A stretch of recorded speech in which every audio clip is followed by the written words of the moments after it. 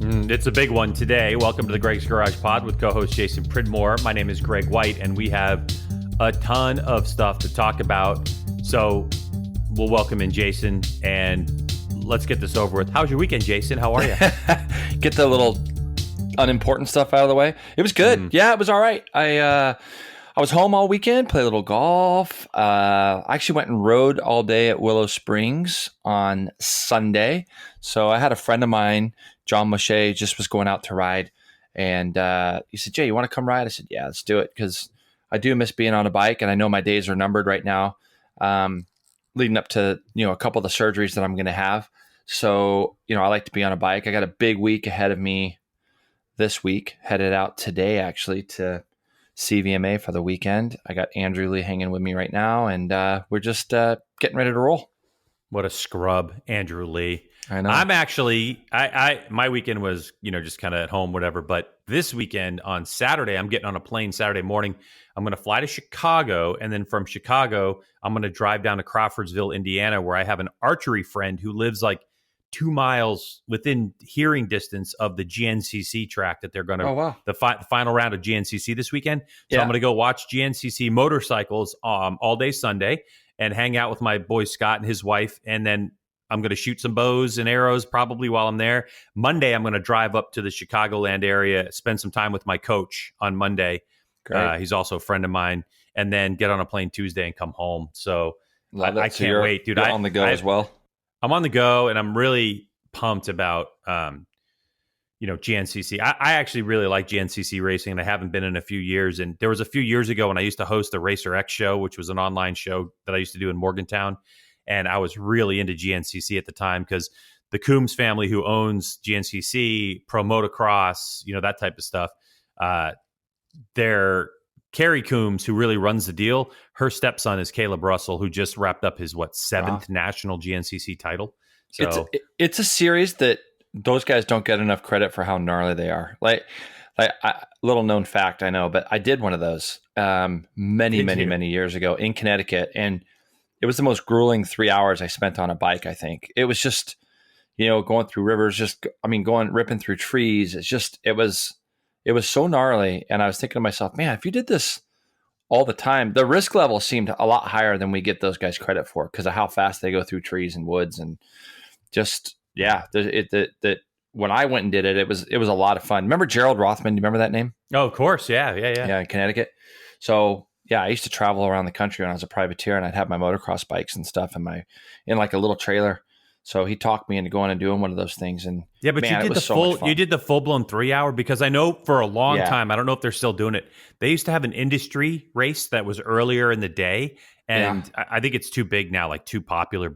And that industry race is like only an hour or an hour and a half, maybe. So the full blown 3 hours, gnarly. I had to gas up the whole thing, like the whole bit. We were so unprepared, completely 1,000% unprepared. In fact, how's this? We were so late getting there that I geared up when I got out of my van, unloaded my trailer. I remember at the time, Susie was with me, and she actually helped me unload my bike.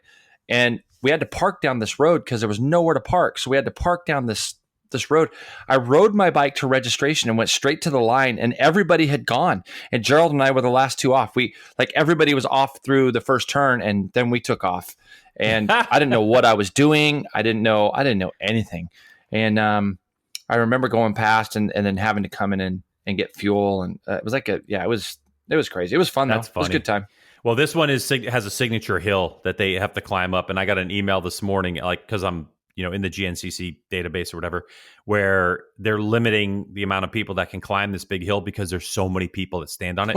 So like if you do GNCC Crawfordsville Hill or something, if you Google that, or if you go on YouTube and search for it, you'll see the gnarliest ATV crashes. Like dude's almost making up the hill, the ATV, going backwards down a hill, then tumbling on top of him. And all these drunk fans going it's so that's gnarly. Wild. That's wild. But anyway, let's get back to our stuff. I'm pretty excited about going to GNCC. Yeah, busy week, huh? Friends. Yeah. I need some miles, bro. I need some miles on an airplane. You know what I mean? That's good. I'm getting none now, none for the rest of the year, I don't think. Yeah, I'll probably have to take a trip out to Cali. I'll come to your house and we'll do this podcast sitting across from each other. It'd be great. Come push me around in a wheelchair. It'd be fun.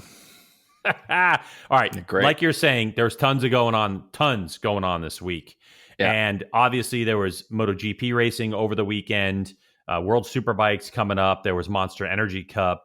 But what dominated the headlines on Monday, without a question, I think, Jason, is some information, news about World Superbike and MotoAmerica. They both made the announcement that MotoAmerica Superbike star Garrett Gerloff is moving to World Superbike on the GRT Yamaha team for 2020. He'll be teamed with World Supersport star and I would say potential World Supersport champ. We'll know after this weekend, Federico Caricasulo. Now, this is big news in the States, Jason, for a couple of reasons. But number one, I think, is this is the goal of MotoAmerica when it was introduced, to give U.S. racers an opportunity to learn the skills to go race the world level. And number two, and this might be a bit controversial, but because it's not Cameron Beaubier, it's Garrett Gerloff. Now, JP, let's start with number one. Talk about Garrett Gerloff, going to World Superbike, and MotoAmerica's responsibility and all that. Well, I think that when we looked at what MotoAmerica stood for when it started, and I think if you were to sit down the important people behind the scenes of MotoAmerica, they would tell you that we haven't had a Grand Prix star in many, many years. We haven't had somebody that can go over to MotoGP. I mean, now that Colin's gone and Ben's gone and sadly Nicky's gone and that kind of thing, we don't really have anybody over there. Of course, we got Joe Roberts in Moto2, but I think that the main reason for getting this thing really rolling was to try to get some of our people into the MotoGP paddock. Our series, the way it is structured around production-based bikes, lends itself a lot more to getting people over into World Superbike paddocks. So we have Supersport, they have Supersport and Junior Cup and things like that. So I think the transition is there for our guys to be able to go and get World Superbike seats if any become available. I think the fact that Garrett Gerloff is going over there, and we'll talk more about this here as we get going. I know we were lucky enough to have him this week on the show. I think the fact that he's going, I'm so proud of the guy from so many different reasons. I've seen a little bit of I don't want to say it's a lack of, but desire to get over to Europe for a lot of people here in America. They want to stay safe. They want to be safe. They want to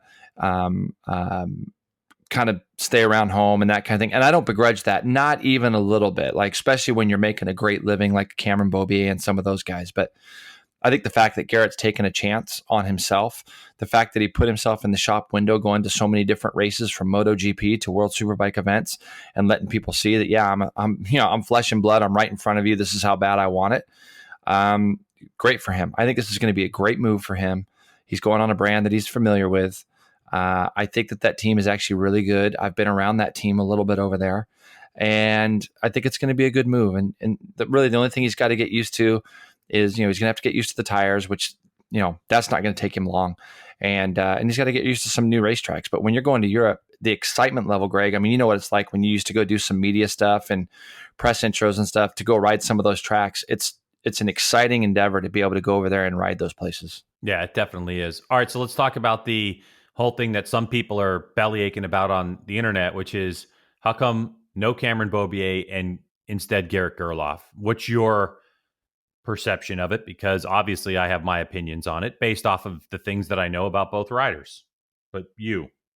Well, the thing is with Cameron, it's very hard to leave, when you have kind of everything he needs over here.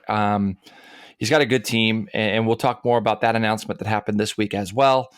I feel that there have probably been a couple opportunities. Now, the thing that you have to remember, Greg, is, and I look back even in my, whatever you want to call it, career, I look back and I think there was an opportunity that I could have gone to World Supersport the 2 years that I signed for Yosh, and I would have been on a really good team in World Supersport. And I look back and I think, man, kind of wish I'd have just done it. I wish I'd have just taken the plunge and gone. But since I was a kid, my dream was to ride for a factory team here in America. That was my I wanted to ride for a factory, and Yosh was like a big deal to me. The money was different for me back then. I was getting paid more to ride for Yosh than I would have had I gone to World Supersport.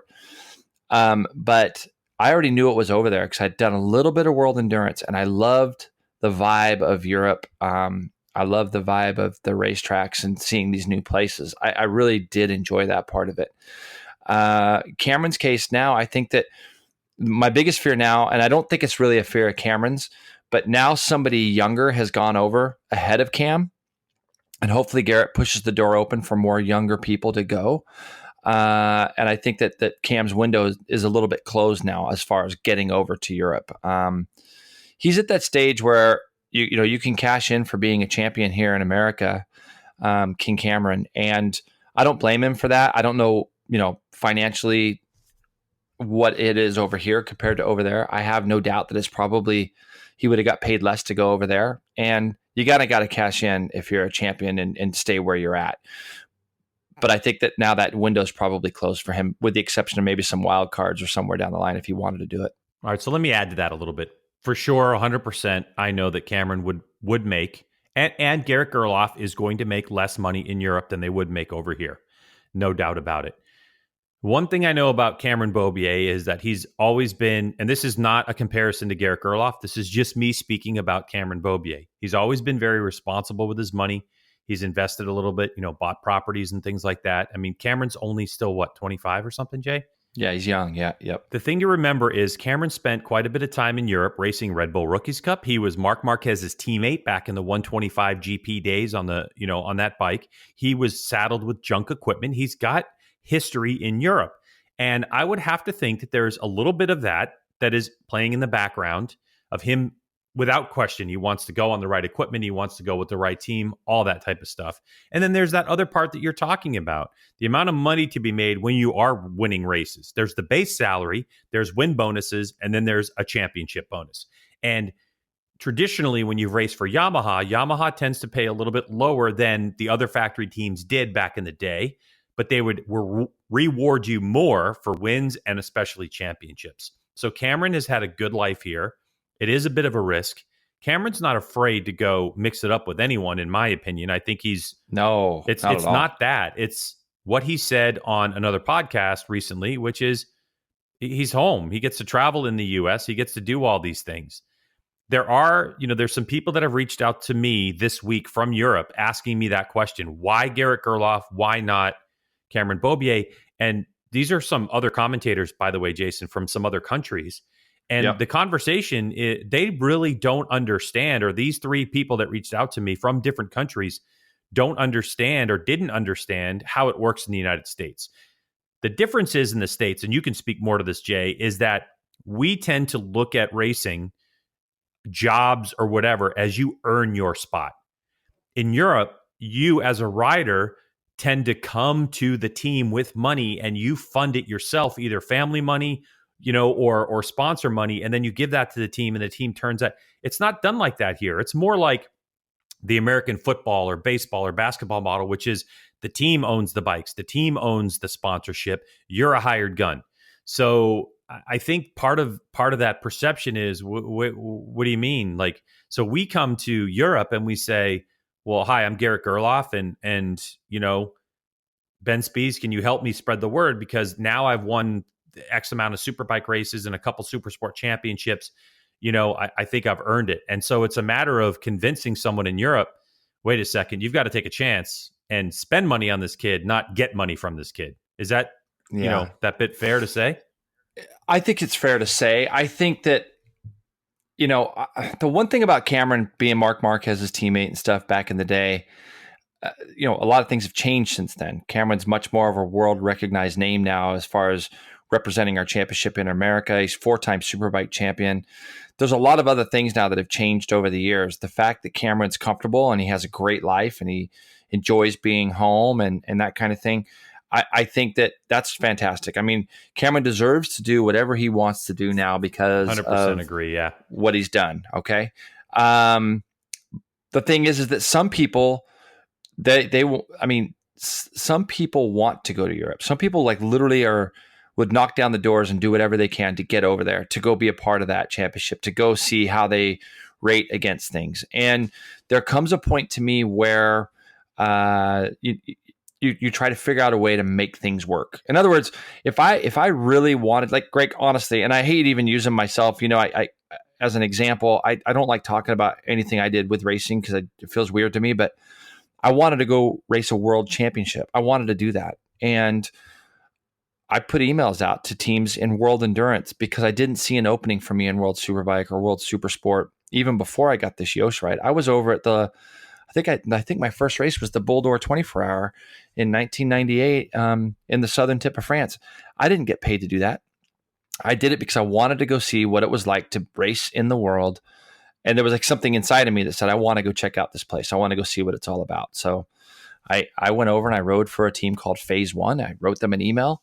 They accepted me to come over and ride. And then that turned into, year after I got in the paddock, then I was able to go to teams and make a little bit of money while I was racing over in Europe, which was a dream for me. You figure out a way to make things work. And that's what Garrett's done here, obviously. Whether it's none of our business to know what he gets paid, if he gets paid less, it just doesn't, because that doesn't really matter. The fact is that's where his heart is. He wants to go over there and give it a shot. And I have no doubt that the opportunity would have been afforded to him here in America had he decided to stay.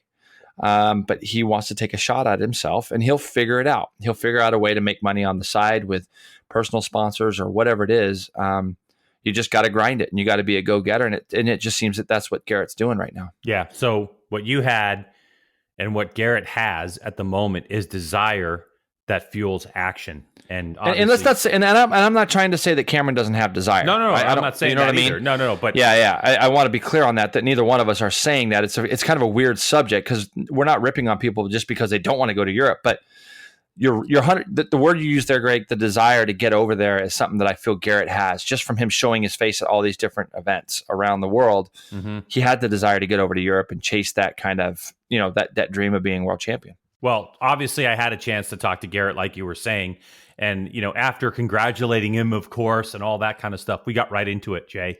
So I asked Garrett, the obvious question, why go World Superbike racing? I think it's been known for a while that that's something I've always wanted to do. I've always been pretty vocal about where I want to end up in my career. And, I've really tried to set goals to kind of align myself on that path to one day go to a world championship, whatever it might have been.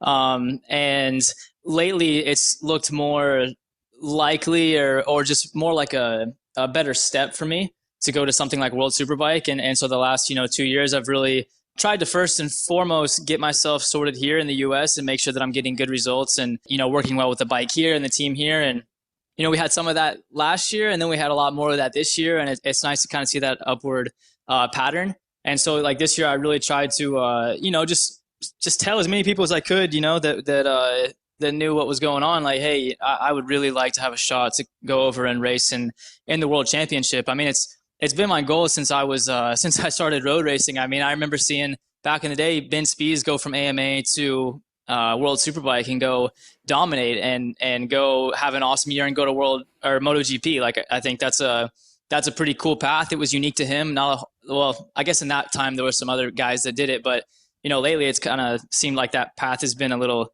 more blurry or not like a straight shot, but it was just cool to see him do that. And so it's cool to try and take the same road. I'm not saying I'm going to go over there and dominate next year. I mean, the level is obviously really high, but I wouldn't have taken the offer if I didn't think that I could do something. So yeah, I'm really excited. And it's cool to see the support that I've received from both sides, from over here in America and also over there in Europe. And wanting to have, a guy like me come over and just give me a shot. So that's been really cool to see kind of unfold. So I think the key there, Jason, is really, he's saying what you're saying is it's just getting out there. Now, Garrett, already a factory rider and then started winning races. His case is more compelling than, say, a 12-year-old who's won a couple of mini races in the States and then is sending a resume off to Europe saying, my kid's the next Rossi. But nonetheless, it still kind of works in the same vein, doesn't it? Like, a bridge doesn't get built until someone says, we're going to build a bridge. You've got to create it in language which creates it in reality. And that's what Garrett was doing. He was literally knocking on doors saying, hey, I'm here and I want to come race. Yep. And I love that. I mean, you're exactly right, and I love it. And the thing is, Greg, arguably, you'd have to say that the last half of the season, Garrett Gerloff was the fastest superbike rider we had. And when I say that with all due respect to Cameron, because Cameron showed me some stuff at Barber that was just insane, and we know how fast he is. But Garrett looked like he had turned into the racer that he wanted to be. He'd get out to those great starts. He'd be able to go out and run lap times that were extremely, extremely fast. And going into 2020, you'd be a stupid guy to have bet against Garrett if all things were the same and he was going into the championship here in America, wouldn't you? I mean, he really did seem like he kind of started to figure it out. So ride that wave a little bit and take that over to something else. And you got to think that there's got to be a little bit, and you might get into this with him, I'm not sure, but there's got to be a little bit of Yamaha influence there, hopefully. He's been with them. He's been on that bike.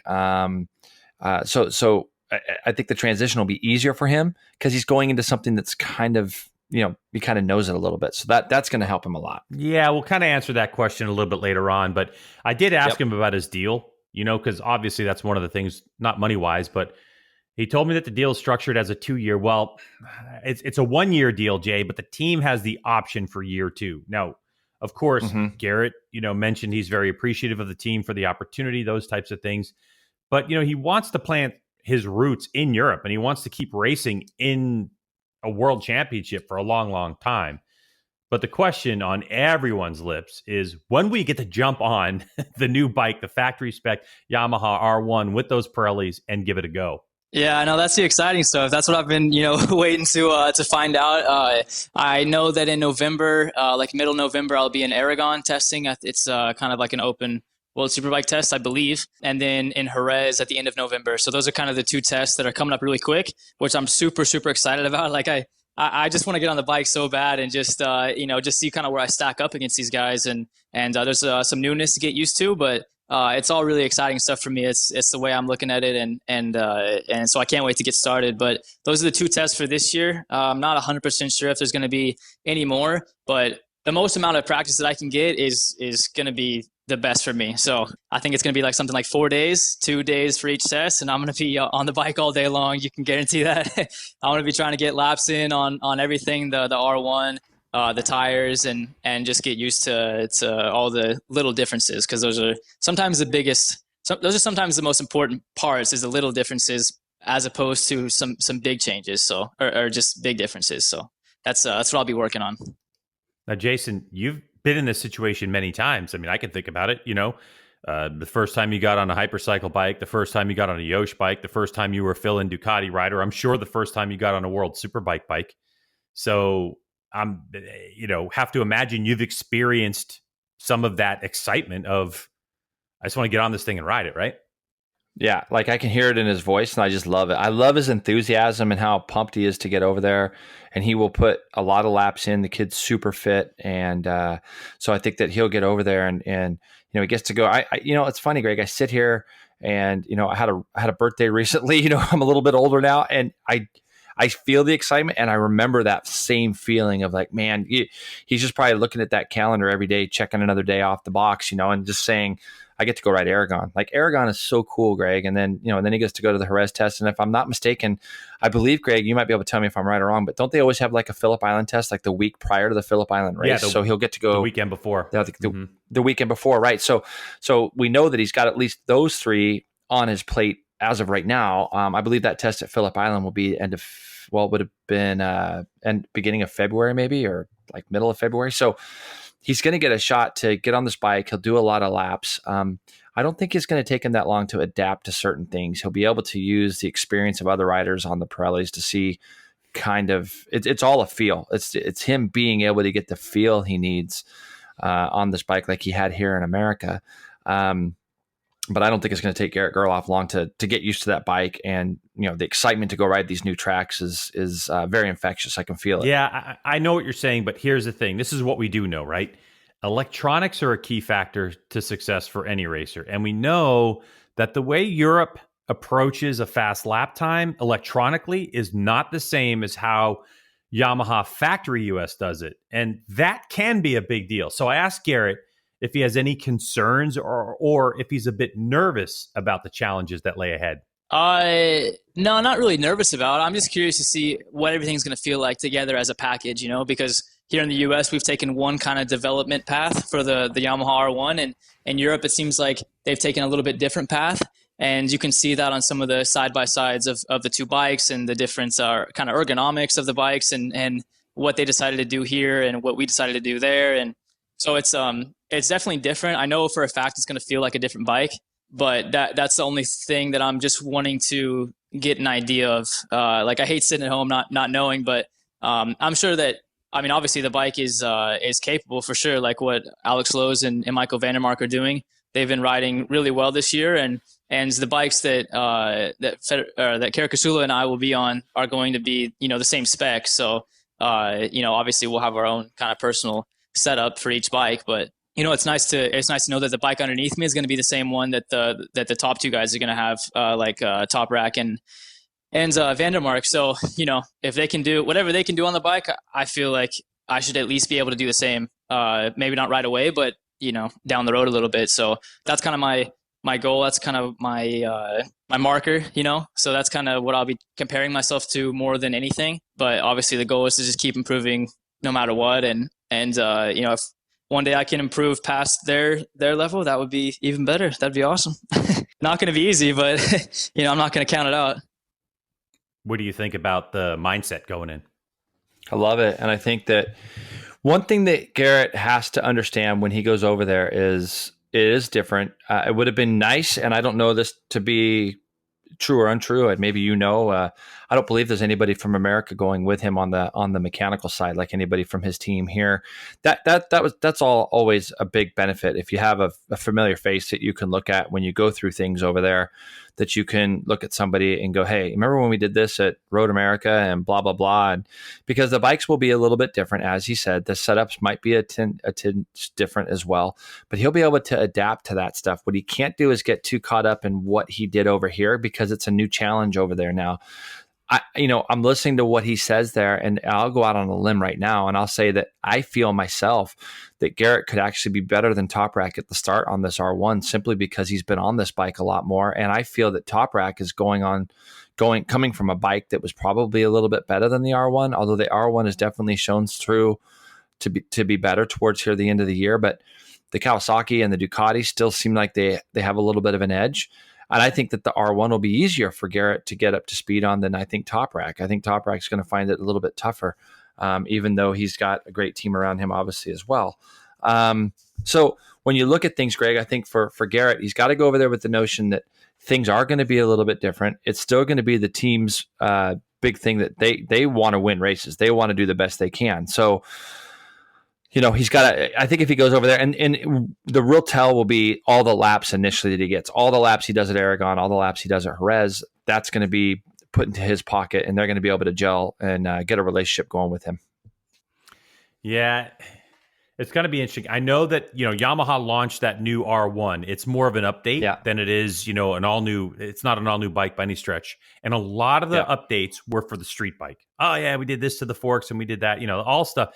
But what I'm hearing from Europe and from some people who work on Yamahas here in the US is that the 2020 engine has got some changes, some modifications done internally that to the head specifically and to the transmission that are actually giving this bike more horsepower. And I'm talking significant numbers, Jay. I'm not, as a street bike, as if you go from 19 to 20, and this has been done in Europe, and you take, you dyno them, then you take the pipe off and you change the whole system and the air filter, and you pop them on a dyno again. I'm not talking 2 or 3 horsepower. I'm talking more than that.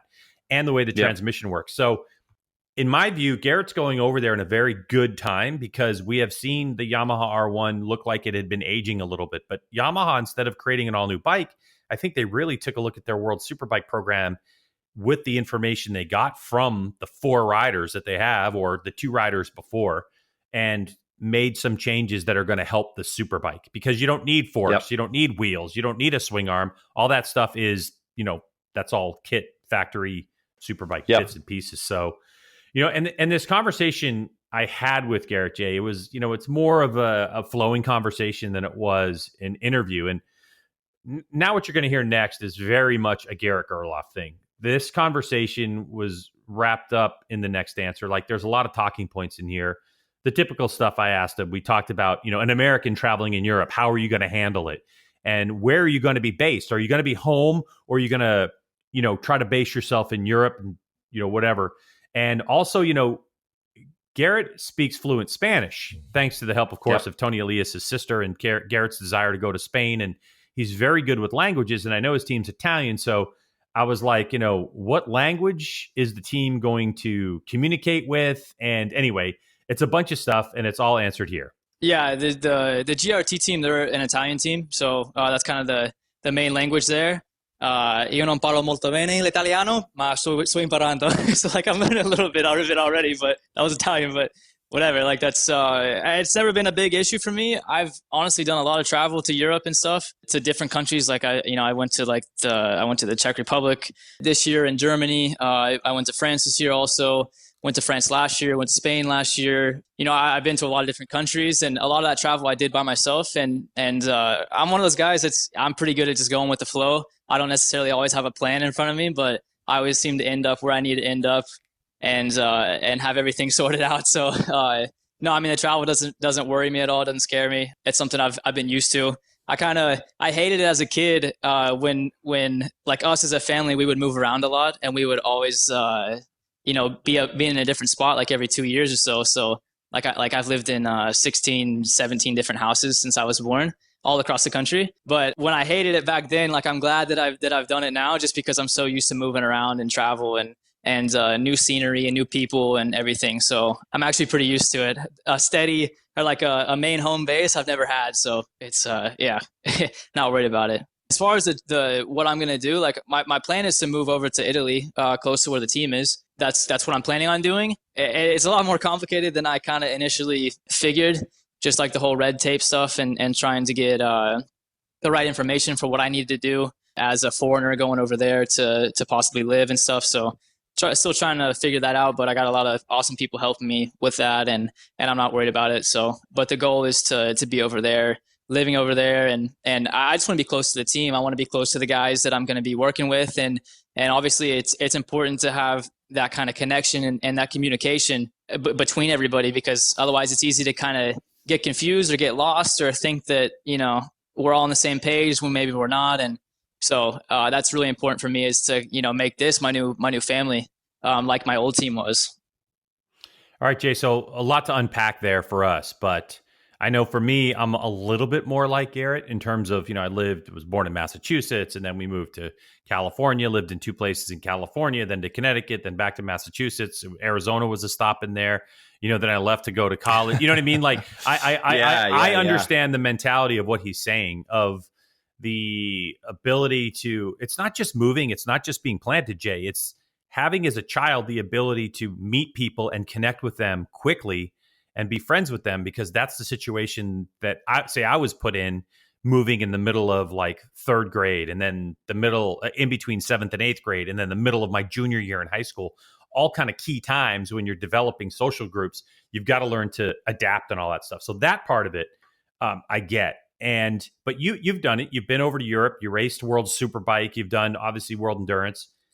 We know that the first year or two, Nicky Hayden had a bit of a struggle, but he was a bit of a homebody, wasn't he? Yeah. It was a different feel. Owensboro's very small in the world compared to like the rest of the world, but you can I can just sense it in Garrett's tone. Like he's up for it, isn't he? I mean, it literally is. And I don't know how many people have ever got this opportunity. I don't think very many have got this opportunity, where when you're a 20-something-year-old person, you're now creating a whole nother world for yourself. Like everything that you have known, everything that you've done are great experiences, but now it's different than moving around the corner or moving to another state.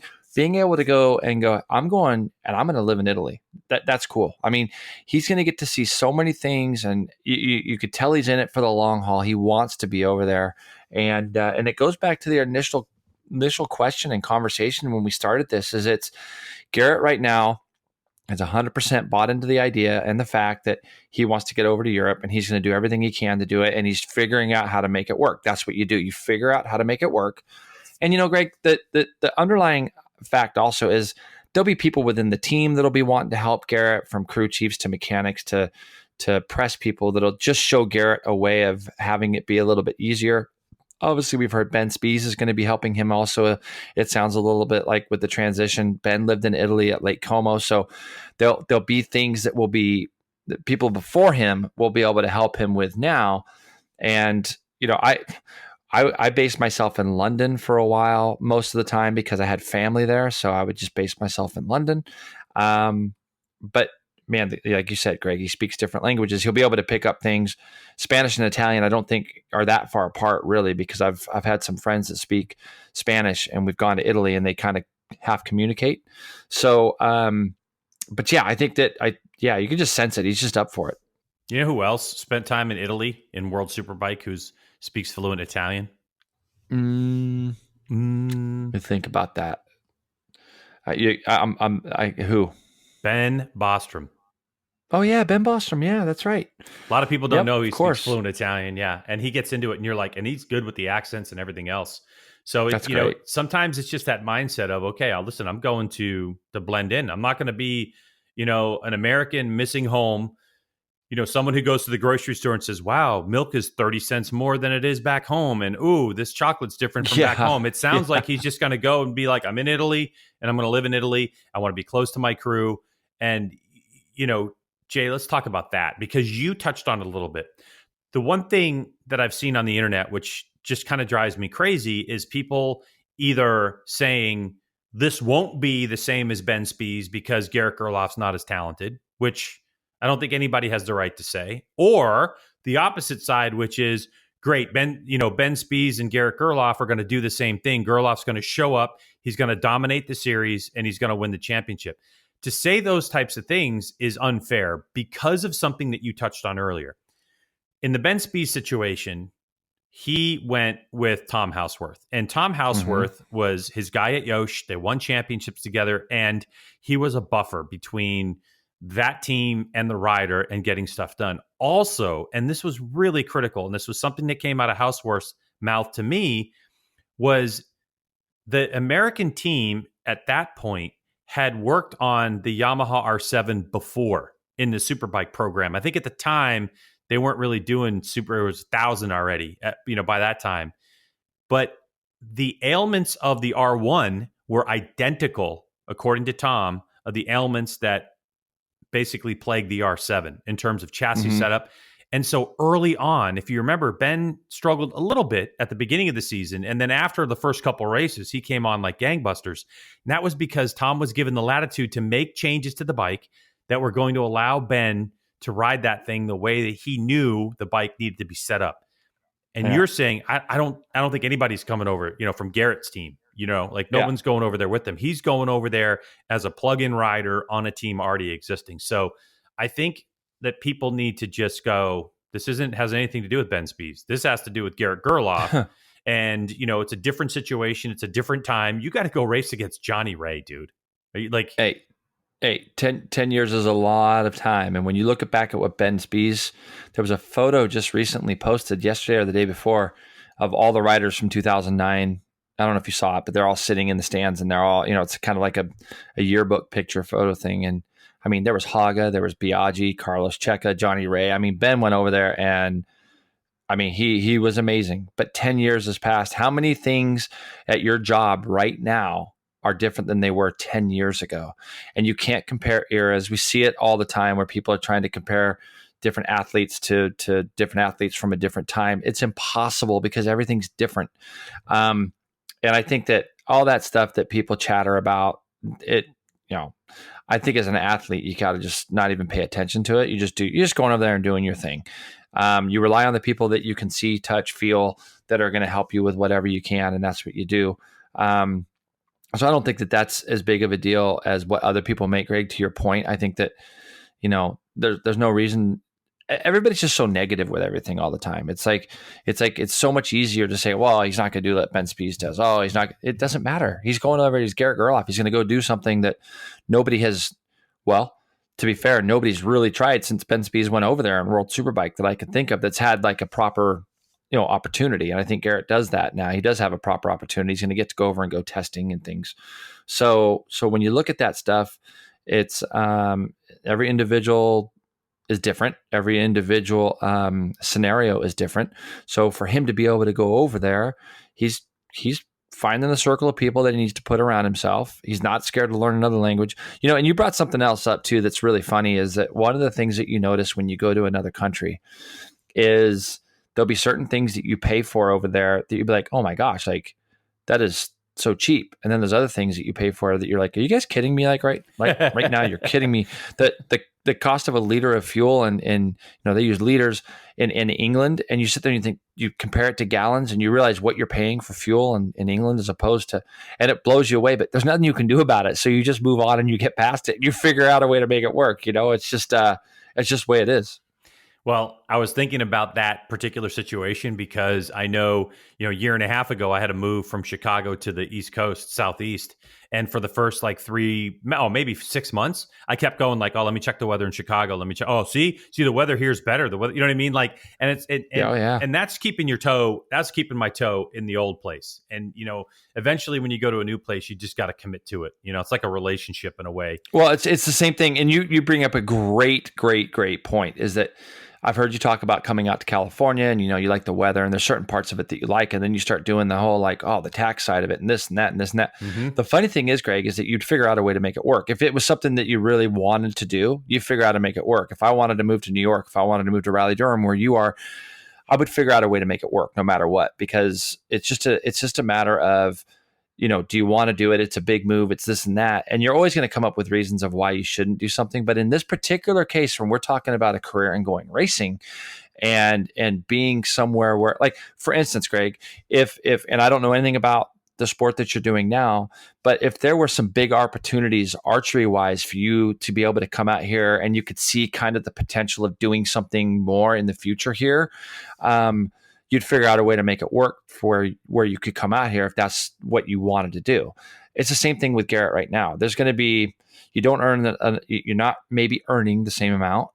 In some cases, it might cost you more to live in certain spots, but you just figure out a way to make it work, and that's what you do. Yeah, for sure.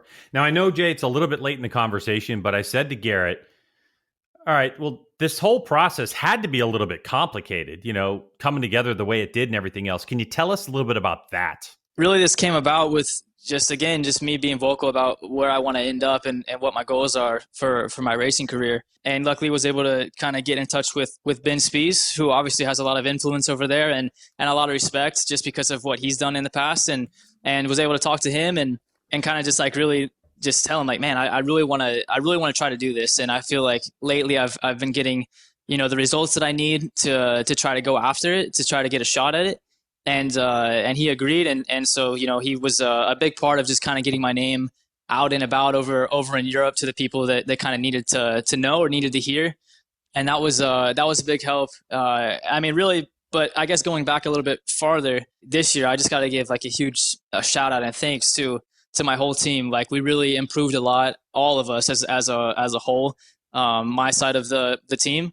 And like, our communication was a lot better. We did a lot better job of finding setups when we needed to, being a lot quicker, so that was awesome. And I think a big part of that was having Josh Hayes around this year as my rider coach, and also just kind of a part of another part of the team that the team could go to and talk to and stuff. So just that whole combination of people working together was really beneficial, and it showed. And so but if that wouldn't have happened, then I wouldn't have had the results, and I wouldn't have been able to kind of like go off of that, talk to Ben and be like, hey, like, man, can we try to do this? And it was also cool just to be able to win one of the races at Laguna.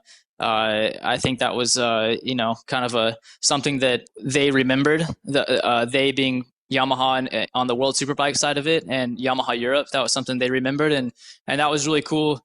That they just remembered that, and they remembered kind of like just the passion that they saw that I had for racing and stuff after I won. I was celebrating and stuff, and I think they respected that, and it was just cool that it all came together how it did.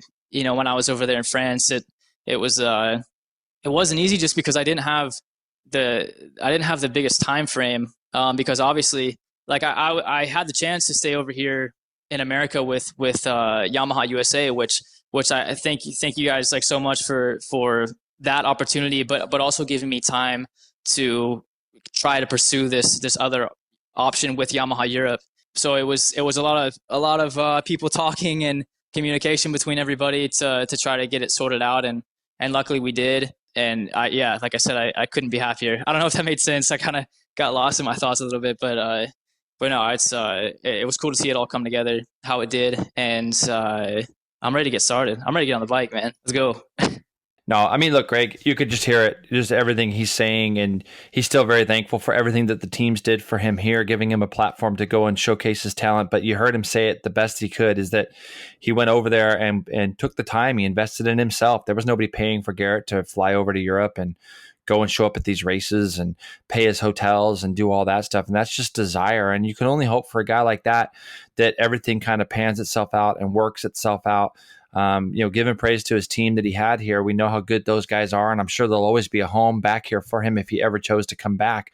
But this is Garrett thinking that he wants to spend his life and his career chasing a world championship because he's seen it done in the past. And this is exactly what Wayne Rainey got involved with MotoAmerica to do, because there were guys back in the day like Wayne and Kenny Roberts and Eddie Lawson and all these guys that set the standard for Americans that made a big push to try to get over to Europe to try to go chase, world championships. And that's kind of the same feeling I get when I listen to the excitement in Garrett right now. And, I know all of us over here are wishing him nothing but the best.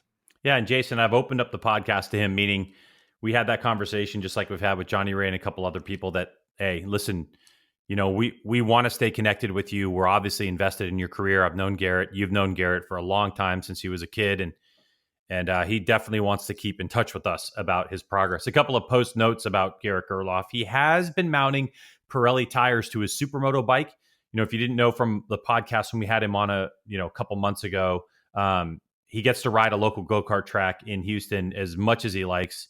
And he mounted up those Pirellis, and he said he knows that it's not a direct comparison, but he's getting a feel for them. He also has been able to speak with JD and some others, getting ideas on how the Pirellis are different from the Dunlops. And, he noted in our conversation, obviously, he can say more once he gets on the motorcycle and gives it a whirl, and that'll be in about 2 weeks' time. And yeah, Jason, he does read all the love and the hate from people who are not on board with his World Superbike signing.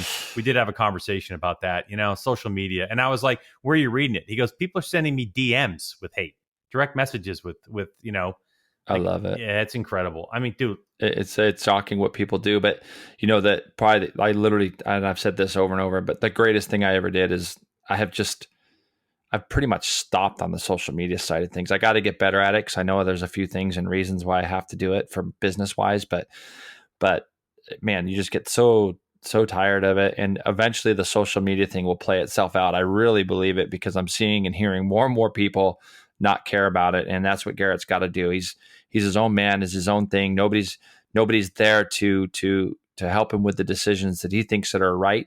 All these professionals that sit behind their phones and make all these great comments that mean nothing.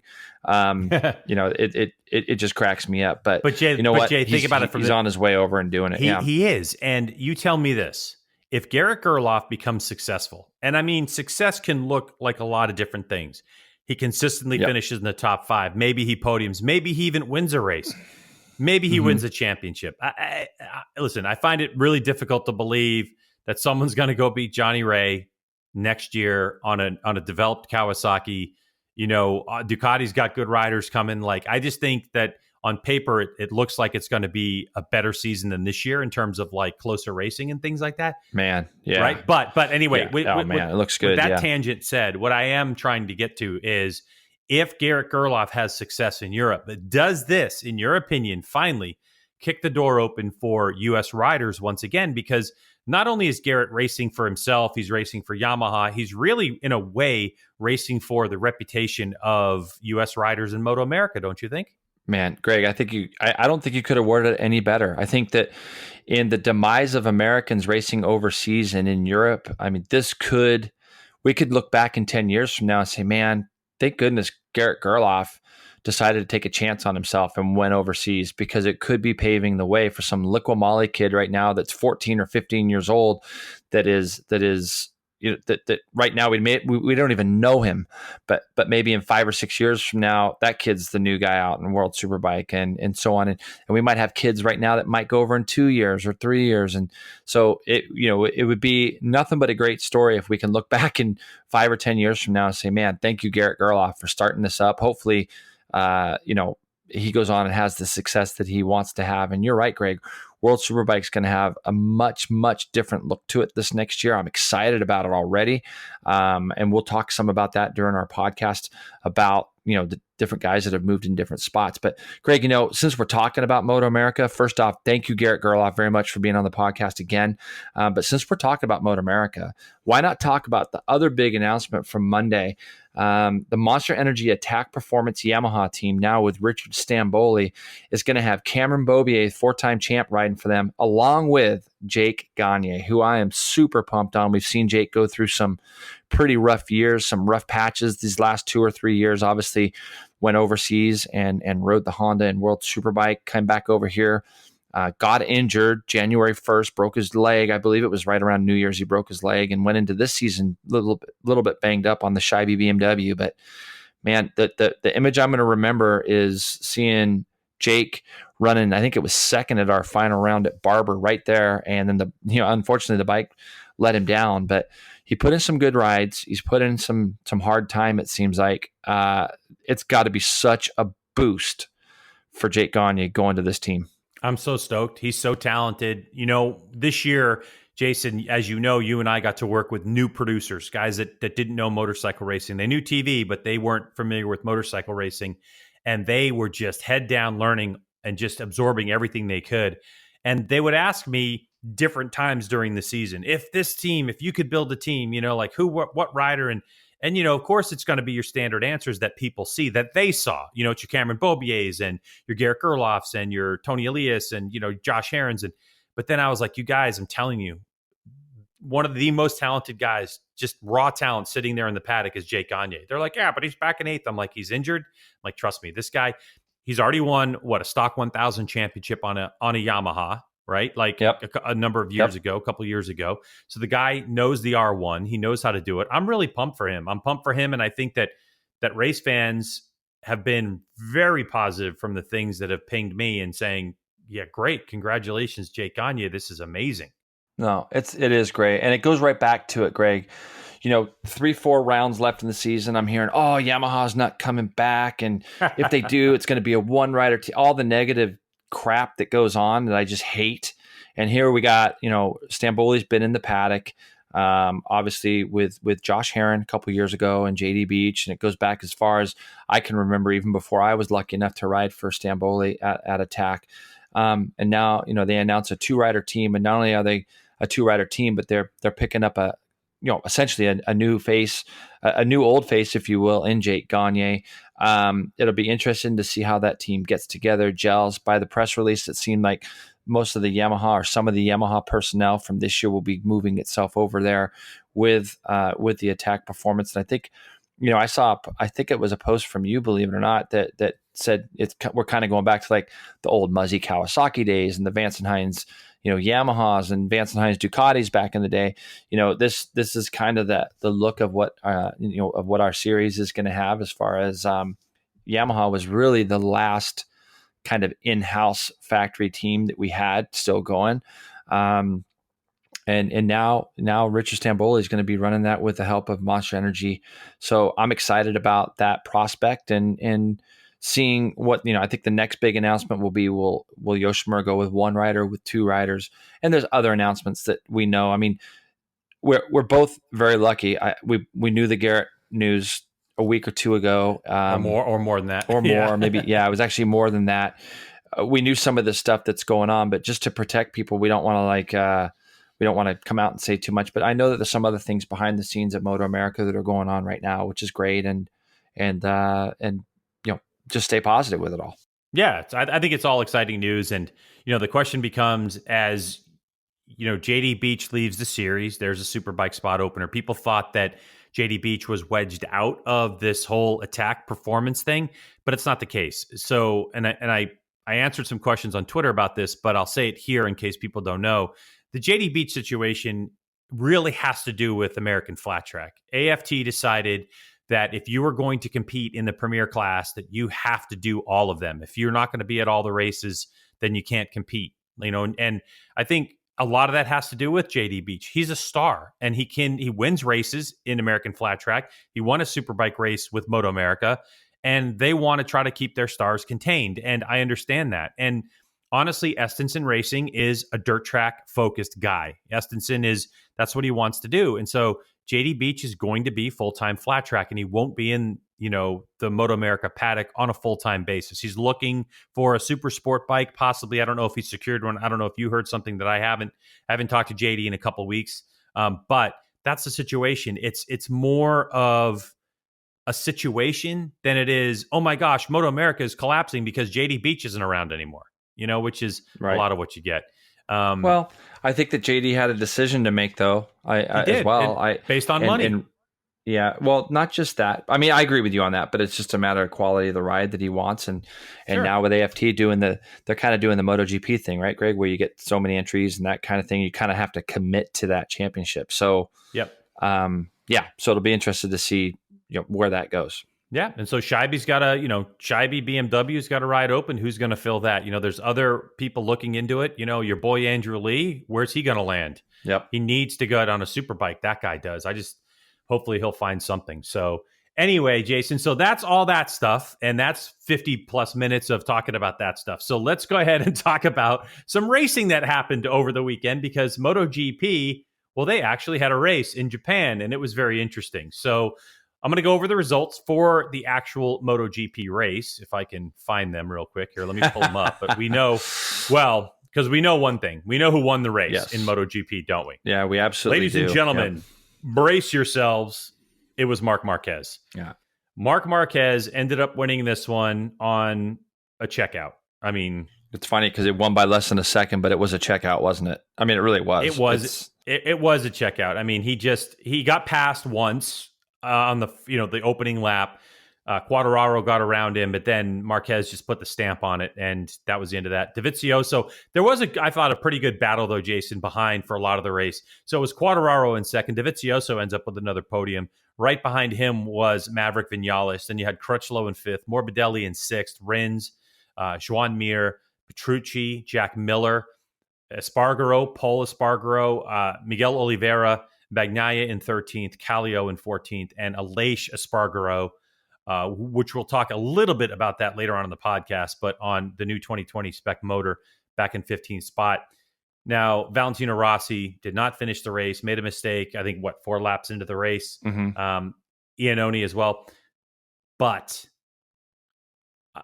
just look, all right, take Marquez out of the equation, Jason, because we know he's impressive. Yep. Who impressed you during the course of that race? Maybe didn't get the race finished, but at least impressed you during the course of that race. Well, it's hard to say because some of the main guys weren't there. I mean, Quartararo, again, was impressive.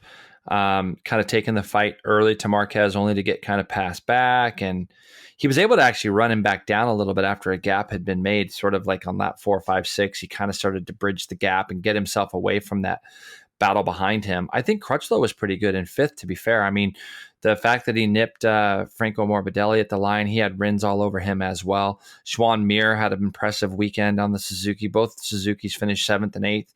9 and 10 seconds back respectively. But when I look at the results itself, I think you look at Quartararo continues to kind of be the guy.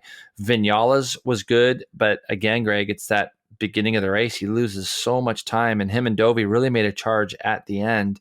But when you sit there and you look at who was impressive, it's kind of, I love watching MotoGP. It's super intriguing, but Marquez is just so much better than the rest of these guys right now. He just is better. Quartararo is kind of showing that he's going to be the guy that wants to take the fight to him as we go forward. But I think there's a lot more underlying stories within MotoGP than just like the winner of the race. Marquez right now has just showed to be too good for the rest of them. I think moving. I liked Morbidelli. I thought Morbidelli did a good job. Race. Yeah, he did. I did.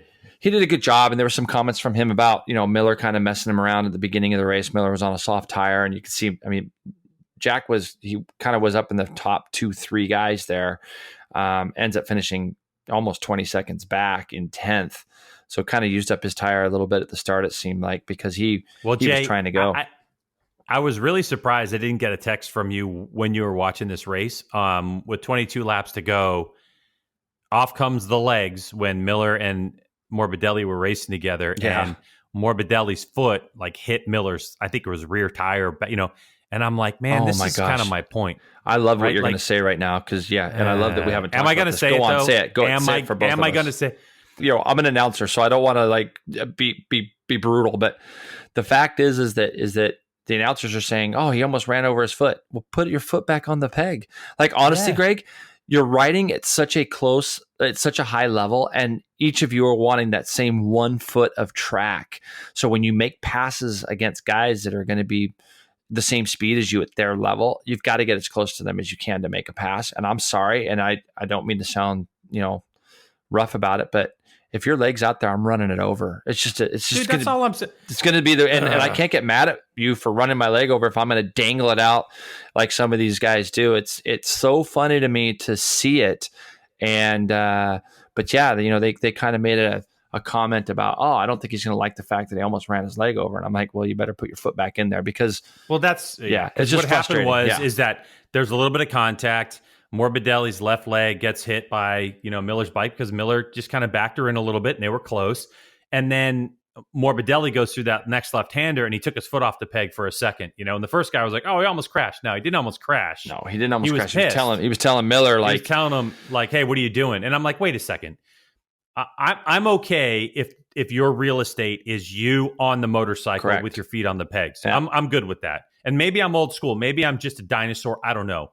But to say that as far as I dangle my leg off is my real estate, and screw you, because we've seen guys that stick their knee out and then dangle their foot off. The thing is 1.5 feet off the motorcycle. How is that your real estate? If you're sticking your leg out in my line, tough luck for you. That's what I'm saying. Yeah, there's been some interesting things that were sent to me this weekend. I guess with Mick Doohan's new book, he's talking about how he had Alpine Star build him some special boots to make it to where he could hook his feet around the foot pegs more and that kind of thing. And I know that's really, really old school for a lot of people out there.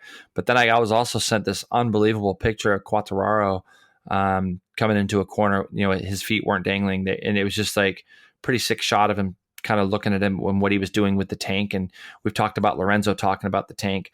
It just becomes, to me, I realize, and people are going to say, well, it's the new way of riding and this and that. When I see track day people dangling their legs, I die. I just die laughing. I just think it's the funniest thing. And I, it's not like I haven't tried it or seen it and people say, well, you can brake deeper with it. And I'm like, okay, but they do it in the rain too, where you can't utilize all your brakes in a downpour. It's just become such a trendy thing in my eyes. And there's still quite a few guys that aren't doing it as well. So, but I just think it's a funny thing, I agree, but it's gotten to the point, Jay, where it's gotten so addicting for people. Correct. That's a great way of looking. Yes. Now all of a sudden there's thumb brakes, and the thumb brake is so they can dangle their leg off the side where their rear brake is. And thumb brakes have been around forever. Yes, they've been around solve forever. Problems. Yeah. So, anyways, all right. Before we sound like two old school guys too much, Greg, Moto 2. All right. Yeah. I don't know what the deal is with this guy, but Marini he gets on these rolls, and he goes. Luca Marini goes and wins with Thomas Luthi second. Jorge Martin, who I think rode really well, ends up third. Baldassari kept it on two wheels this weekend, ends up fourth. Navarro. How dare you? Marquez, and honestly, Marquez, this is what I thought you were going to say to me just now. Alex Marquez looked like the biggest hack at the beginning of this race for all the great things that we have said about him all year long, about how he's matured. I mean, the beginning of this race, it was unreal to me. So, I mean, when I look at that 7.3 second gap that he had at the end of the race, he wasted 5 seconds of that just with craziness at the beginning of this race, chopping and diving and just doing some really crazy stuff. But happy to see he brings it home in sixth. ahead of Bastianini, who right now, I'm going on record, I said it last week, Bastianini will be a guy that everybody will have to deal with next year. Augusto Fernandez, 8th. So Marquez beats him. Closest rival in the championship, Schroeder. Manzi ends up 10th. Pretty good result for them, actually, on that MV Augusta.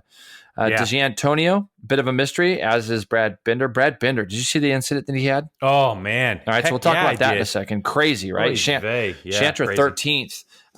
And then we have Agurta. Locatelli finished out our point scores. Joe Roberts ends up 18th. About 10 seconds off the points was Joe. But when you look at this race, Luca Marini, something happens to him at the end of the year, and really that was dominating. It was as dominating as you could get. Luthi rode good to get himself up into second, and kind of was closing in at the end. A lot of these gaps, when you see, okay, he was half second back, a lot of that is a little bit letting off on, coming onto the straightaway and celebrating, as was Marini. What impressed you? What did you notice about this race? Well, I think post-race, Marini answered the question that I had. So he had a bit of a gap there the first few laps. And then Luthi, who was back in 6th, he was back in 6th on like 17 to go. Yeah. And he started clawing his way up. And what Marini said is that he was trying to manage the tire and he went too slow. And then when Luthi got around him with maybe 7 to go or something like that, when Luthi got around him, he was like, whoops, because Luthi started to check out on him. So Luthi was like, I'm just going to the front. And Marini, the cool thing is he learned a lesson, did Marini, and still was able to win the race. So I loved the race. I thought it was a good competitive race for first, also for third. I thought Jorge Martin did a great job. His first podium, the Moto3, world champion, all that stuff. And now back to the crash, back to the incident, I guess you could say. I was going to talk about Remy Gardner's crash, but it's not even worth it anymore because what's going to happen is Remy Gardner. It's so great that you bring this up. I mean, look, we don't even know Remy, and I'm not bad mouthing anything. And I bet he's a nice kid. I bet he's a really good kid, but he's got a lot to work on. I mean, he crashed twice. Did he crash twice in the race or twice in qualifying? Twice, yeah. And you see, like, I wouldn't even have put the fact out that even if KTM really did go talk to him, I wouldn't even have put it out there. I mean, I don't understand. Well, I just don't get it. There's a lot of things I don't get, and it doesn't seem like his dad does him any favors. I saw a tweet from his dad about something about when Lowe's and a couple of the other guys went to that Yamaha, Michael Vandenberg went to that Yamaha thing, and they posted some lap times on stock bikes or something. Somebody did that for them. And he goes on and says, Remy would have gone a second quicker than those guys. It's like, dude, just shut up. Like, I don't get it.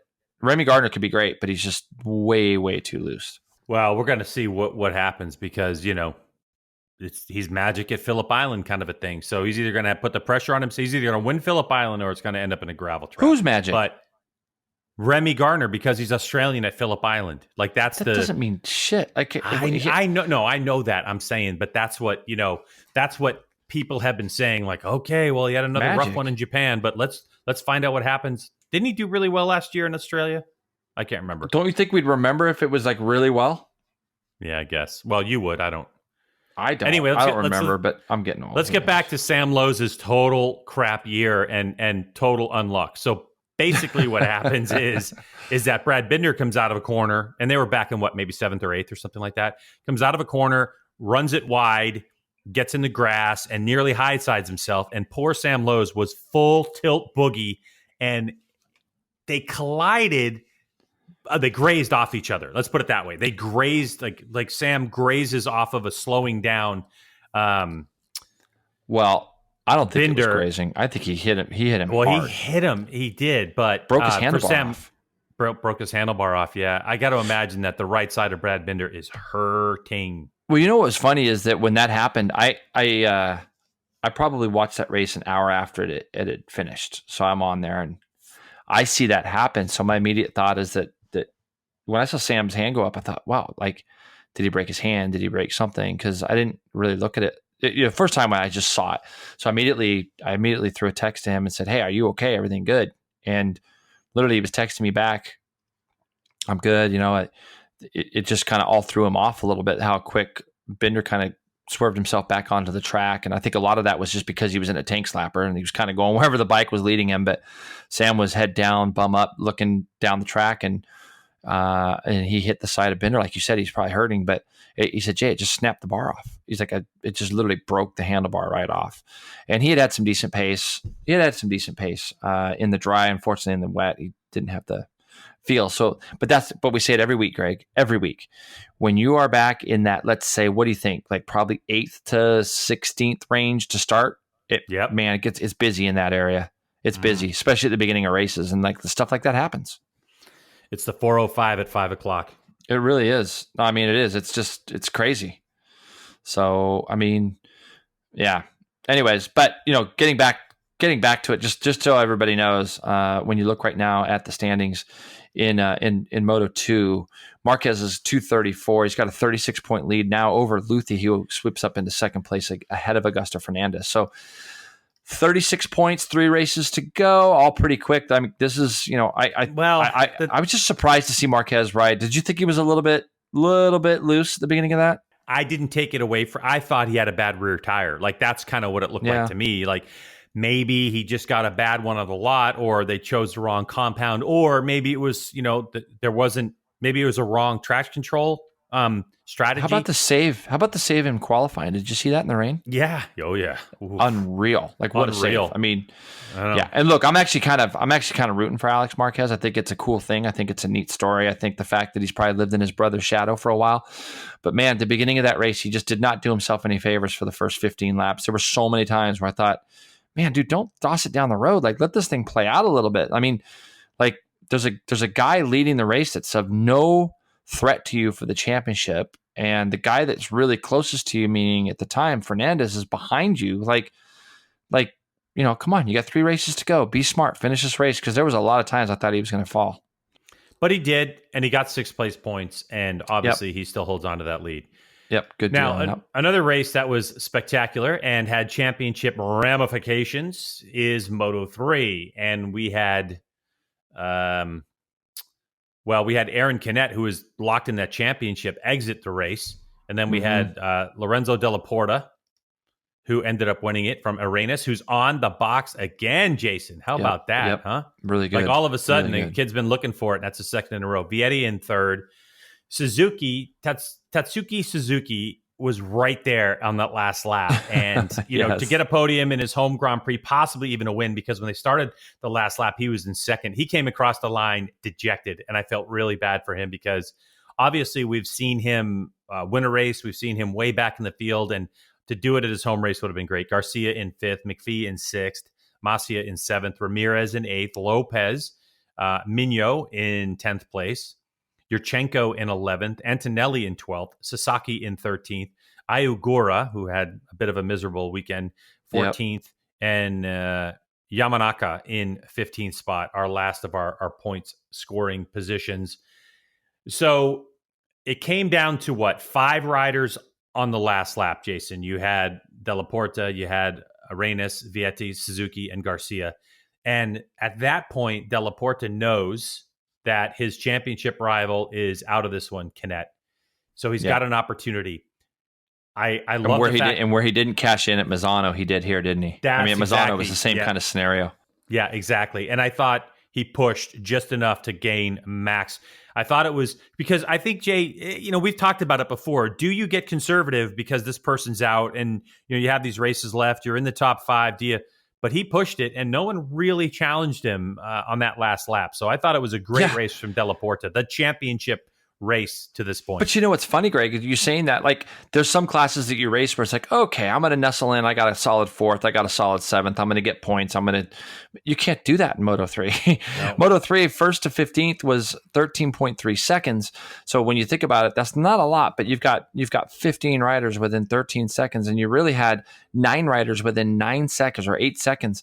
So when you look at things, you're looking at like Kaita Toba doesn't score any points. Raul Fernandez, these are guys that we've seen score points, win races, be on the podium, and they're not even getting points. So you can't just kind of go like, oh, the guy that's racing me for the championship is out. I'm just going to kind of chill and get myself some points, because just as quickly as that, you can be 10th and you're gaining 4 points on a guy or whatever it is, that really isn't that much. So to get 25 points on the guy that's sitting on the sidelines, and if you've watched that race, you had to feel for Canet a little bit. I mean, the Hondas were extremely fast, and there's another KTM up in the front, I believe with Arenas and Viete, but it just all year long, but they couldn't draft. They couldn't draft a Honda. They couldn't. Yeah, they couldn't draft, and Canet literally couldn't. He was overriding so hard to try to get there, and it finally caught up with him. And it's too bad, because he's actually done a really good job this year, has Canet. I thought he's moving to Moto 2 next year, so the feeling is that he wants to win the championship and then move forward to Moto 2. I got a question for you though. Did you see the Cornfield Rodrigo thing? No, the first lap, second lap, where Cornfield absolutely took out Rodrigo. And if you listen to Jakob Cornfeld's interview, it makes it seem like Rodrigo screwed up and Rodrigo did this, and Cornfield cleaned him out so big. I crack up at these guys. It's literally like doing something illegal in football. Now there's a camera on everything, everywhere, all the time. Like you're never going to be able to. The announcers even made a joke. They're like, I hope he's got a good lawyer, because if he tries to go to court with what he just said, and then they showed the replay, it wasn't even close. But but I think Moto 3 right now is well, I'd like to say it's coming down to the wire now, but Greg, but now he's got 229 points to Aaron Canet's 182. So that championship has been blown out as well. Expect to see. Well, what do they got to have? Is he got to have 50 points? He's got to have 50 points after this next race, right? Exactly. Over 50. And that's what I'm saying. But you can't rest in this class. So normally you and I would be like, oh God, easy peasy. But there's so many people that can all of a sudden show up and start throwing moves in there. And the next thing you know, Delaport down and Canet wins. And then you're like, whoa, there's a 25-point chunk right back. Yeah, because these next two rounds, next 2 rounds specifically, Australia and then off to Sepang, they both lend themselves to some serious drafting. So you could have, like you say, Greg, you could have 20 guys up in that top, top 20 guys are going to be all within the same group, So I think that. Do you still like Phillip Island, Jason? Do you still like Phillip Island? It's my favorite place. It is? Okay. Yeah. Phillip Island is honestly my favorite place. Like, that's not even close. Like, I can't think of anywhere else that I go that even kind of compares. If you are a motorcyclist that likes to go and do track days or do things, you owe yourself the service to get over there and at least say that you rode Phillip Island. And everybody bitches, oh, the flight. Who cares? Who cares? Get on a plane, watch a movie or 10, and just enjoy it, and get over there and ride Phillip Island. It's that good. Like it's crushed me not being able to go to the Classic this year. Like, it's really bummed me out, because I enjoy being over there so much. Just the whole atmosphere of it is just great. So anyways, Phillip Island this weekend is going to be interesting. I think Marc Marquez can beat McDougan's win record on a Honda if he wins. If he wins. Like, who are you going to put your money on? He has 13 podiums in a row, Greg. Okay. Yeah.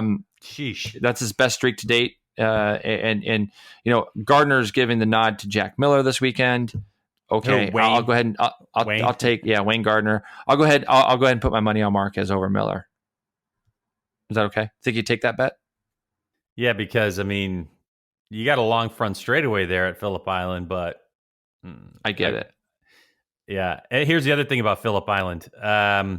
Marquez is also like a big dirt track enthusiast, and we know that Nick used to go well there, and there's a lot of left-hand turns at Phillip Island. It's a comfortable track for a dirt tracker. So, I don't know. Yeah, you're like me. You're like, what can we say? What can we say?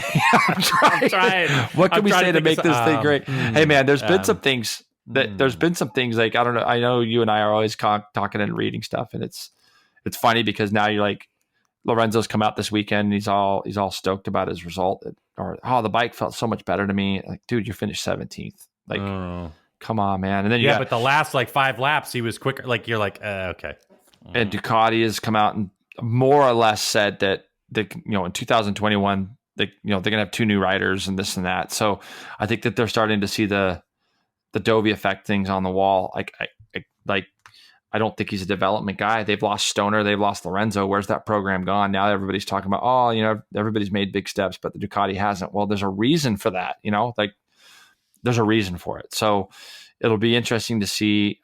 This weekend, again, the Ducati we know is fast, but the Honda's is fast now anyways. But so that, I don't know, hope for rain. Is this a weekend that Ducati can they win a race? I mean, who knows? But I think it's, what I love more about these flyaways? I love the fact I can watch them at night, the night before. Yeah. I can go to bed. So I'll be out at Chuckwalla this weekend. I'll probably end up staying all weekend for the CVMA races because I like keeping tabs on our students and people that are racing. So, but it's great because I can have dinner and then sit down and watch MotoGP, and that's what I'll be doing, and all the other stuff, all of it. I think the GP race started at 2:00 in the morning my time, and I tried. I made it through about over half the race, and Marquez would just look like he was in control, and I was just like, "It's over. Good night." And I went to sleep, and then got up and then watched the rest of it. But yeah, it was. I like the flyaway races for the most part. When I used to work them years ago, it was something else. But anyway, so Phillip Island. I don't know. My money's on Marquez. If it rains, I don't know. Marquez falls brave. off. You're so brave. Did you pick the Patriots over the Jets last night too? You're so brave.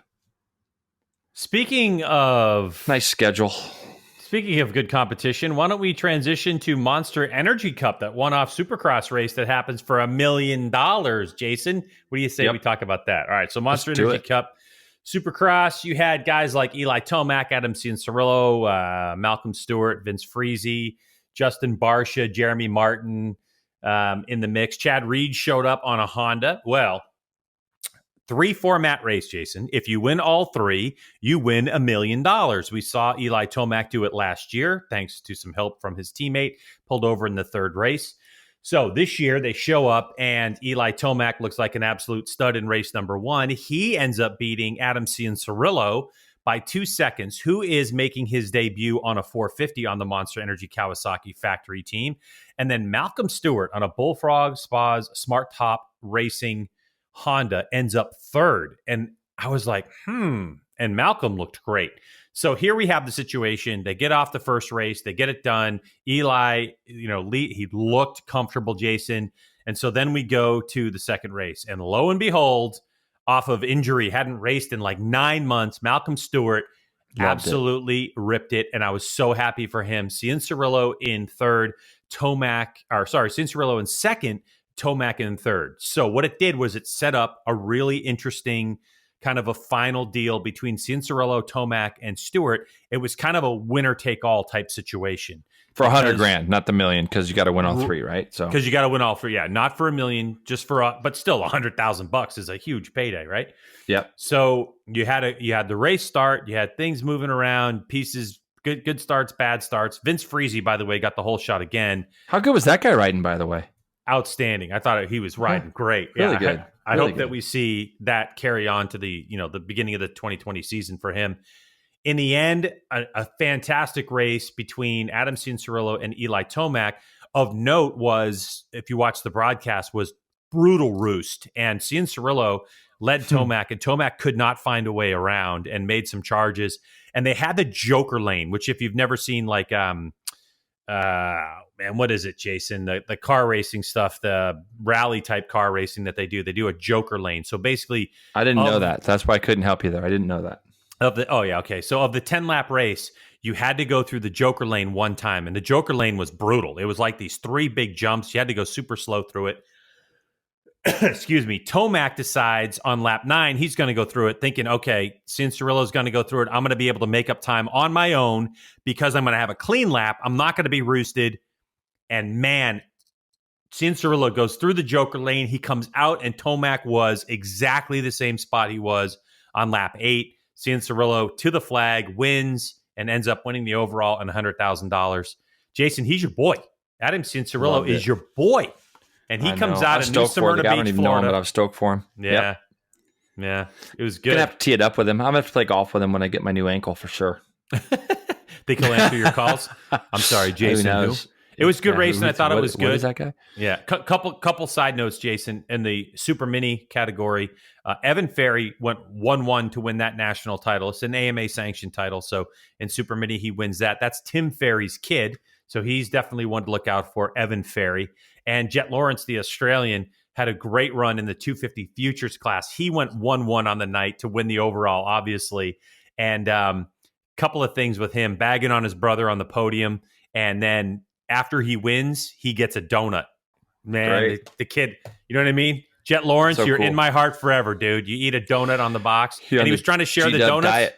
That's what I'm saying. He had a bag of donuts, by the way. They didn't just give him one. He had multiple. And he tried to hand the donuts out to people on the podium, and nobody took it. I guarantee you, if I was there, I would have been like, hey, Jet, congratulations. Thank you for the donut. I'll eat this. Oh, you had to look for where the dozen were. Huh? If you were interviewing that kid, it'd be like, did this come out of a dozen? Where's the rest of them? I would have been like, can you guys just hand me the bag and I'll just pick the donut? Oh, you'd be the happiest guy in the world. That would have made you the happiest guy ever. So, I didn't get to really watch those races, Greg, because it was late at night, and I just kind of fast forwarded through the futures and the 80 and all that stuff. So I just watched I was bummed to see Adam fall. Like I was like, man, can this guy just get a little bit of a break? But he tipped off in the first race while leading, and then he got himself back up to second, showed a lot of speed. I think it's going to be an interesting year. I think the thing that just kind of stunned me the most, which was the fact of how many of these guys, this just goes to show how much these guys need rest. I mean, there were so many of the heavy hitters that weren't at this race this year, which I'm not used to seeing. I mean,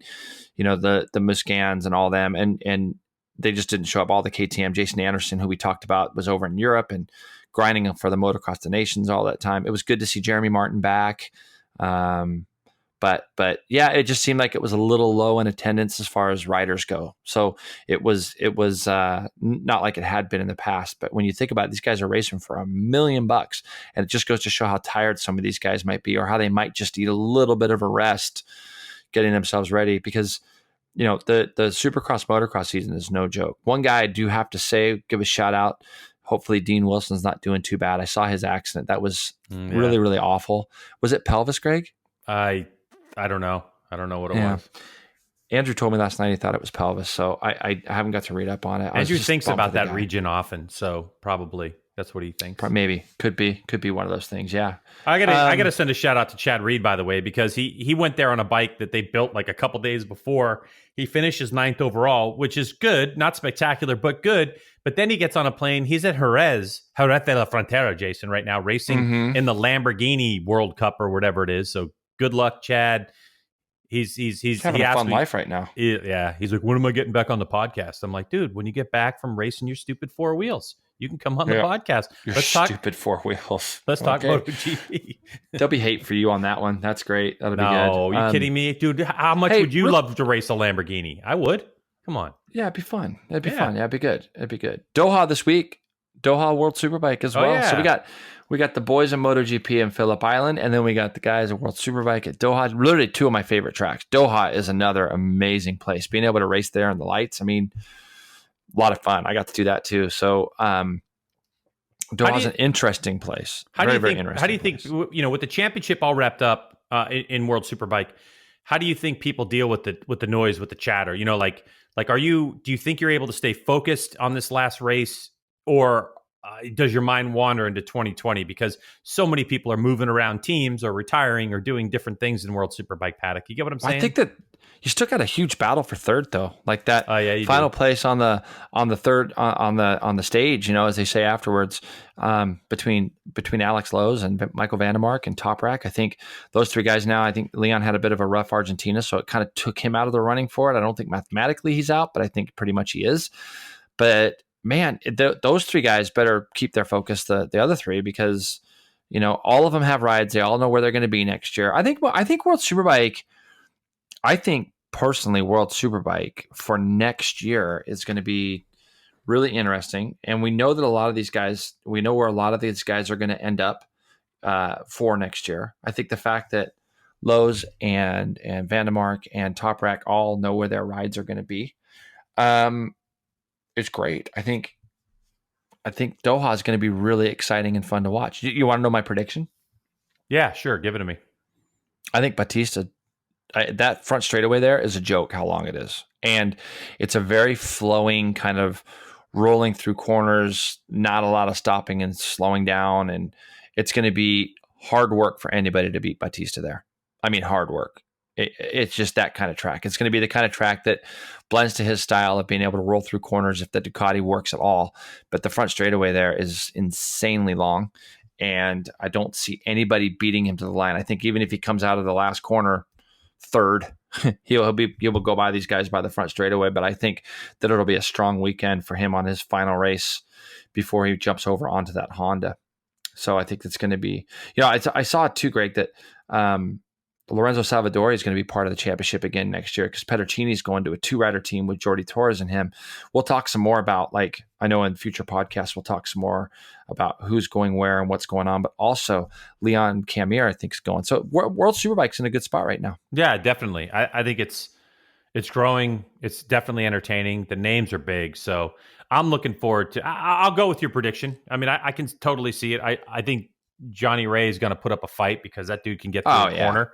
But I think ultimately that straightaway could be the difference. I think in World Supersport, you're talking 202 points to 194 between Krummenacher and Caricasulo, who now we know is going to be teammates with Garrett Gerloff. And then you have Jules Cluzel, who's hanging back there 22 points out of the championship.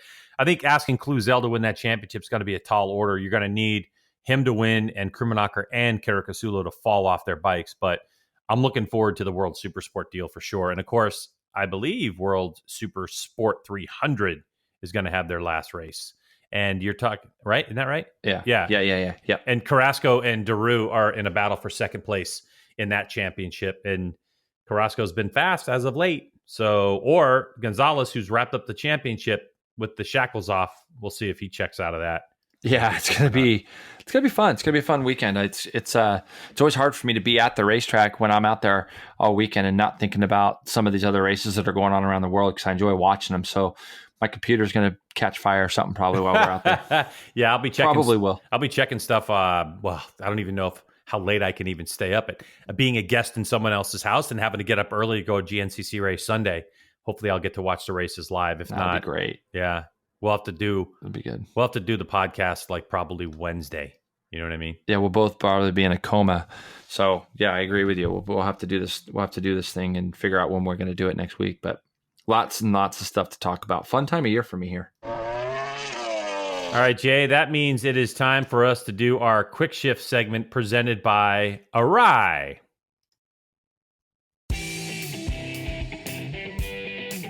Hey, Jason, did you know that for 3 generations, Arai has been making some of the world's best helmets? And of course, Arai helmets meet all safety standards.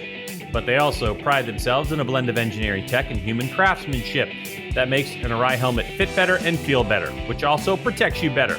Your head is worth it. Visit AraiAmericas.com for more information on tech, fit, paint jobs. AraiAmericas.com, because you owe it to you.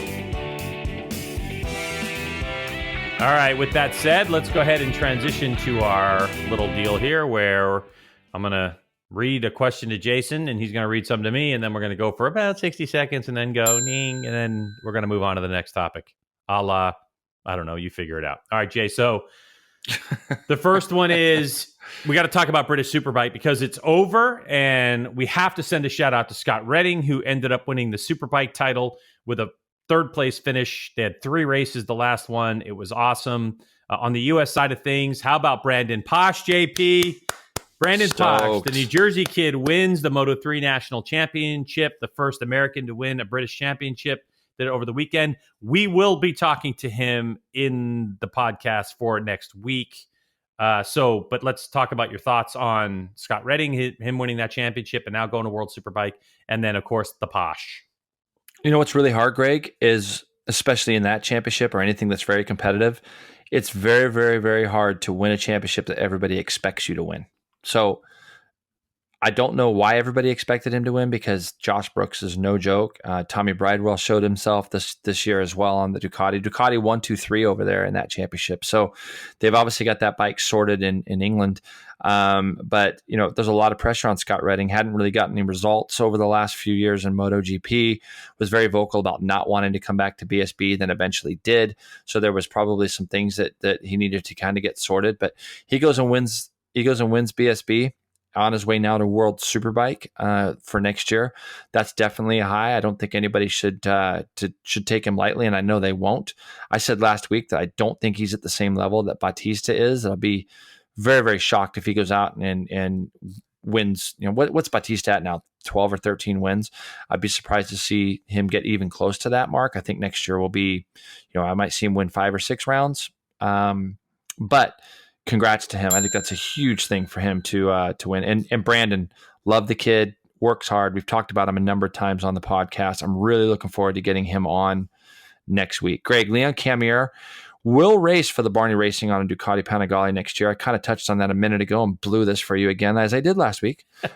This is going to be his 6th different manufacturer World Superbike. He's going to get a taste of it at the Aragon test that we heard Garrett Gerloff talk about on November 13th and 14th. So he's not on a Honda. What do you think about Leon's move over to the Barney Ducati?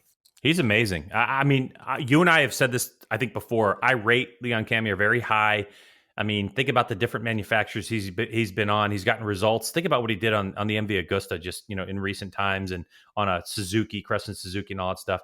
I like the move. I think that the bike could suit him very well. Yeah, I agree with you, Greg. I do agree with you on this one.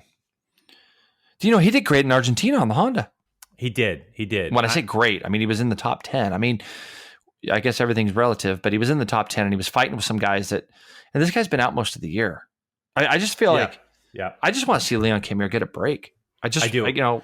Well, that's one of the things I was thinking about, Jay, is that now he's going to get on a new, quote unquote, new motorcycle that's got a year of development, as opposed to staying on the Honda team, say, for instance, and having to develop a whole new bike again. You know what I mean? Like, it seems sometimes that he gets stuck in that situation where it's like, hey, we have a new program. Why don't you come on over and ride it? So I'm looking forward to, because the Barney Racing team's a good team. They have gotten results in the past and all that kind of stuff. So I'm looking forward to Camier on that team, on a bike that's had a year's worth of development. So good for him. All right, Jason, in MotoGP, 2020 has arrived already, with GP1.com chatting with Ducati test rider Michele Pirro.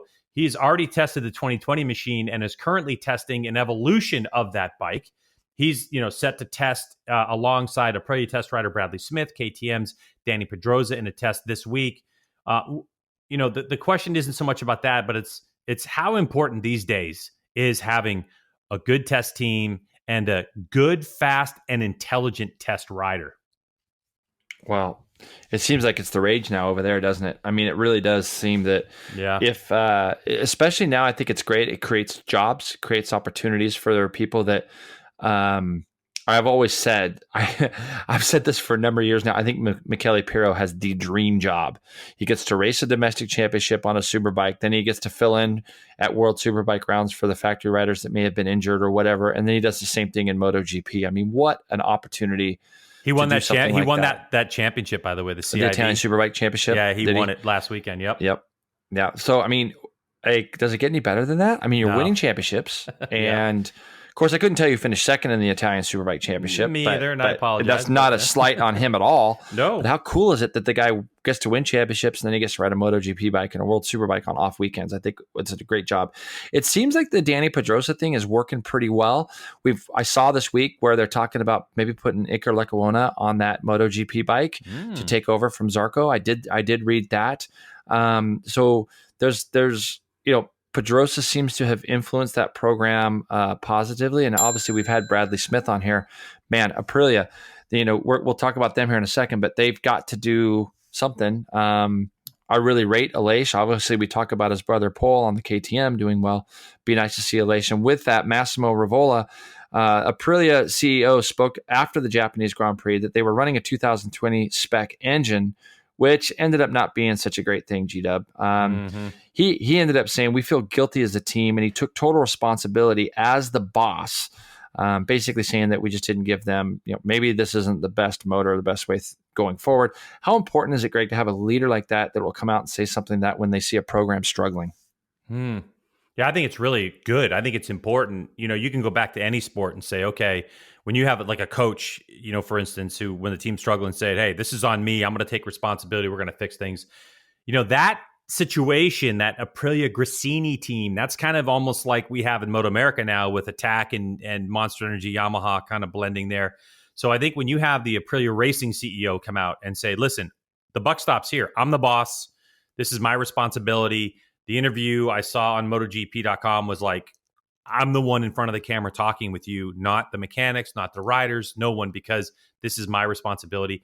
I think as a rider, more importantly, as a mechanic or the person who builds the engines, the new engine, whatever, because I heard like the motor kind of had some issues with burning oil and didn't quite deliver the power. So they're going to have to break the motor down. So, but if you're all those other people that are under the umbrella, I think you have to look up to him and say, thanks, man. I appreciate it. Thanks for taking the heat and letting us refocus and do our jobs and having confidence, because he didn't say the team struggled. He said, it's my responsibility. So yeah, I loved it. What about you? What do you think?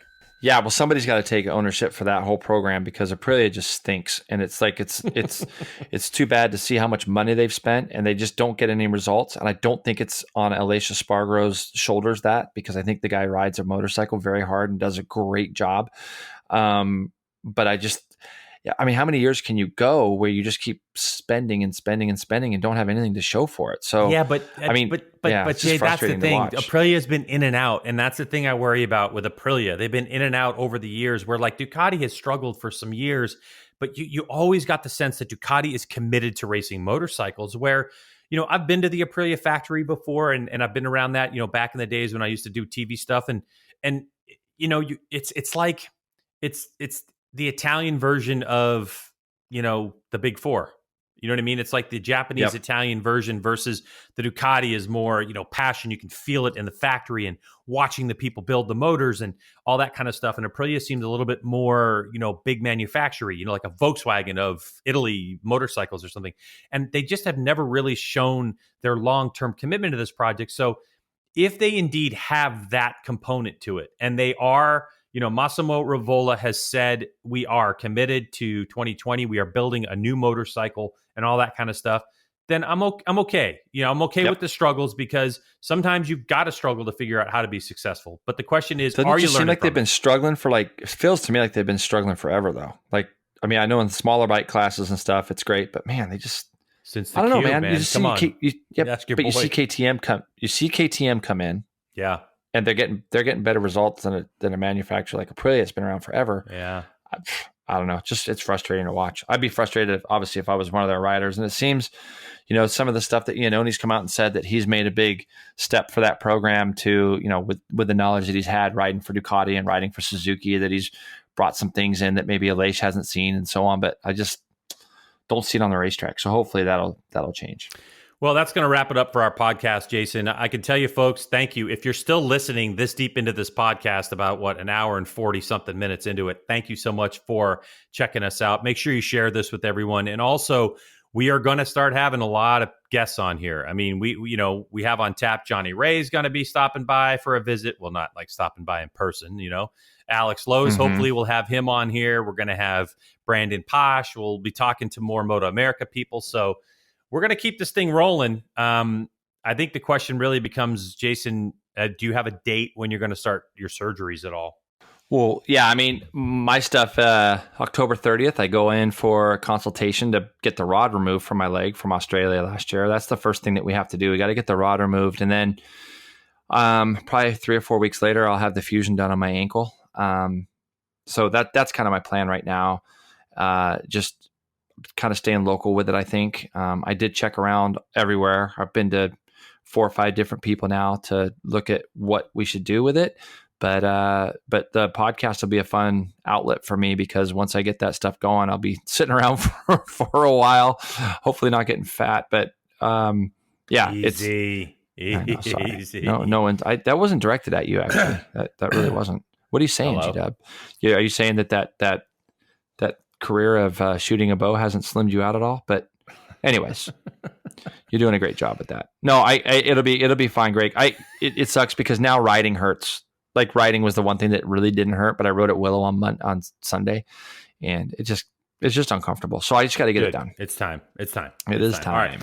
And it's time for us to get out of here. So why don't you give us some closing thoughts, Jason, as I will see everyone next week. Man, enjoy your race weekend, folks. We got all kinds of stuff to watch. And once again, G-Dub, thanks for everything you do. And see you next week. My pleasure. Bye-bye.